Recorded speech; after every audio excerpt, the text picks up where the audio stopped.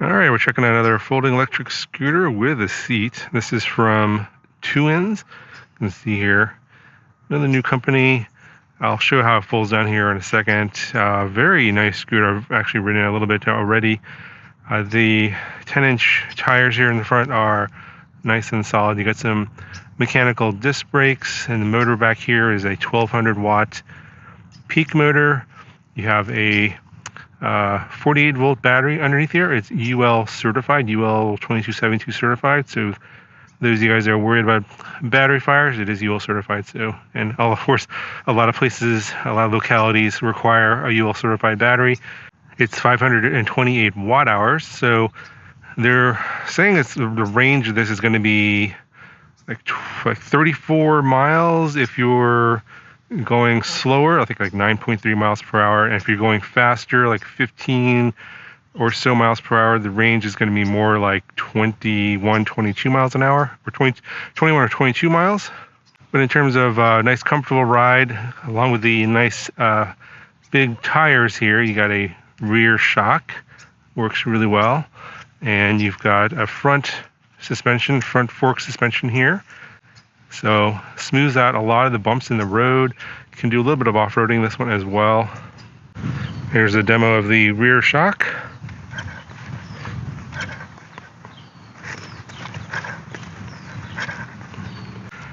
And here's the front shock.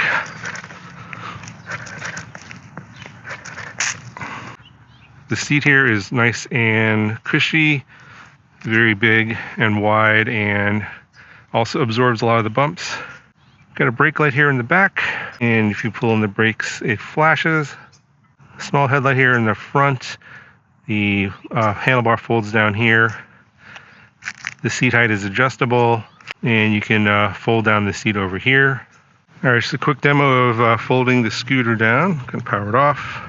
Gonna put this seat down first, so this. Seat down, pop this latch here, and this should come down, and then you're going to take this little latch right here and then stick it into the back. There we go. Does squish the seat a little bit, but you can see here, fully folded down.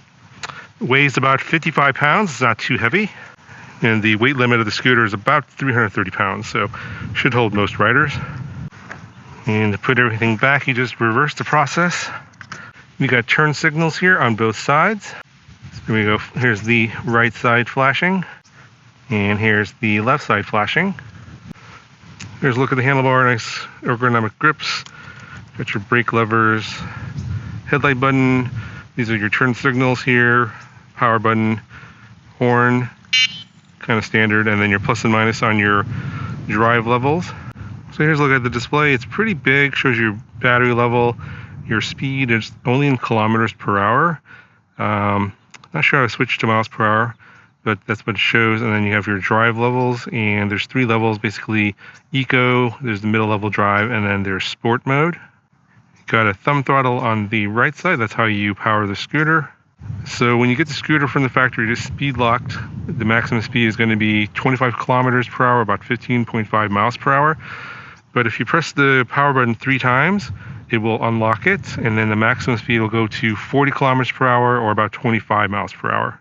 Currently, I have the scooter unlocked, so I can go 25 miles per hour. The charging port is down here. It comes with a 54.6 volt 2 amp charger. It takes about 5 to 6 hours to fully charge. In terms of assembly, it came like 95% assembled. You just have to attach the seat and the handlebar, and that's pretty much it.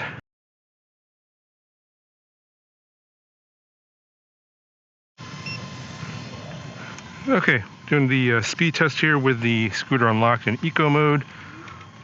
I'll read off the speedometer here. It's going to be in kilometers per hour, so it tops out at 15 kilometers an hour in eco mode. Hit the button there, going to basically medium speed, 25 kilometers per hour. And now we're going to the top speed.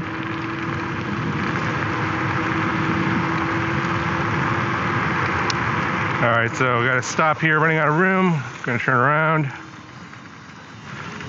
All right, got a full runway here. Here we go. 31, 34, 35, 36, 37, 38, 39. There's 40. All right, wow. That's pretty fast.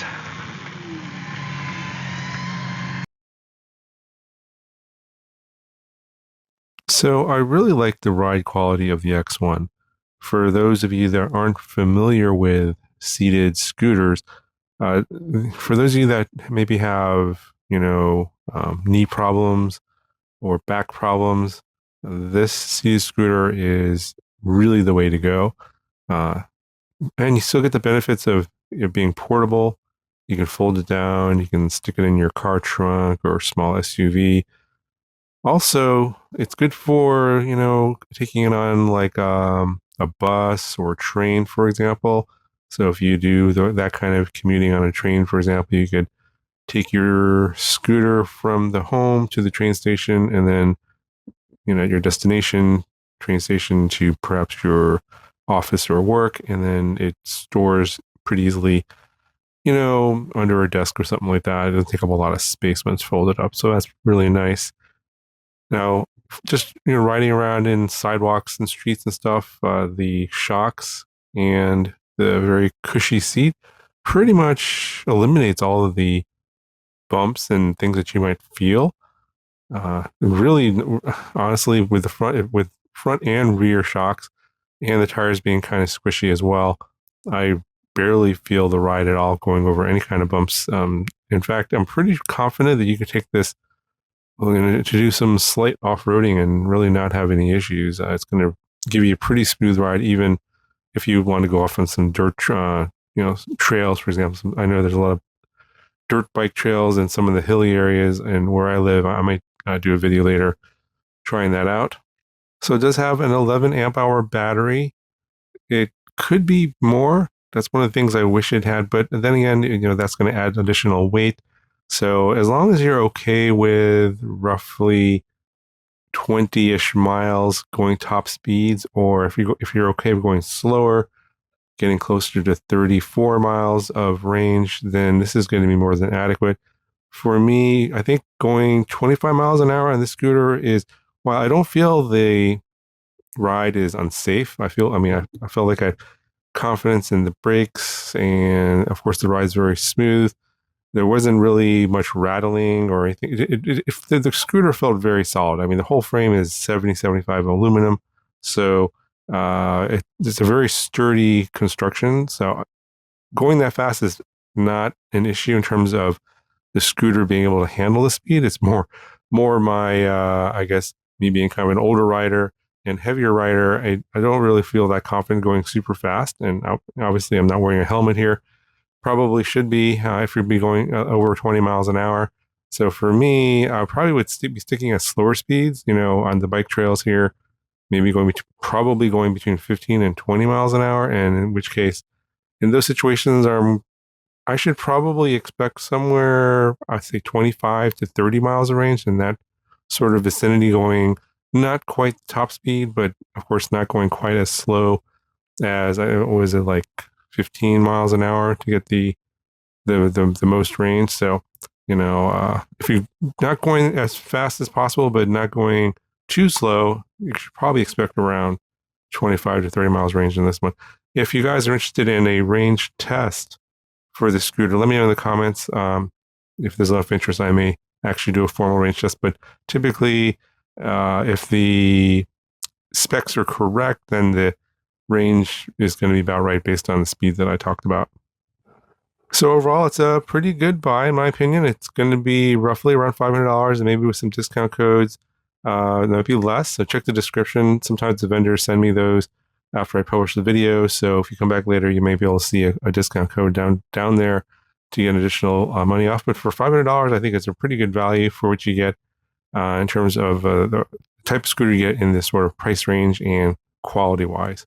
So that'll cover for this video. Questions, comments, let me know in the comment section below. I will talk to you guys in the next video.